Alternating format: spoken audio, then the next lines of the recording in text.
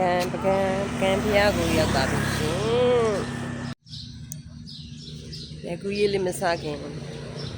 ကျမတို့တဲတဲ့နေရာလေးကိုပြမယ်နော်။တကမဆက်ကျမလာရှင်။ဒီမှာပါမင်းသားဟိုတယ်ပါ။ရှမ်းလာပါနော်။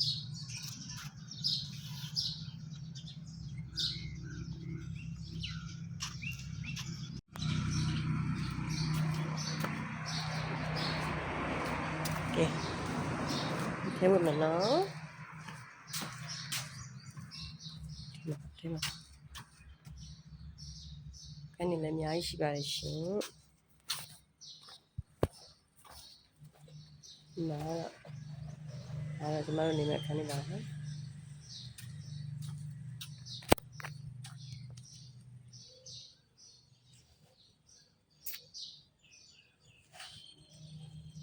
ခုမှရောက်တာရှင်ခုတင်မှာ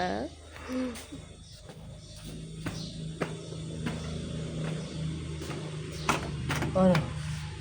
ပြီးမှပြမယ်အခန်းတော့ခတ်သွားတယ်ကိုစမန်ပြင်ခဏတော့ပါတယ်နော်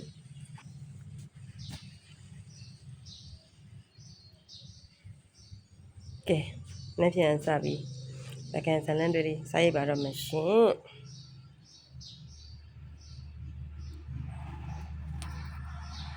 ဒီလေးပါမလဲဆိုတော့နောက်နေ့ကျရင်ပြမယ်နော်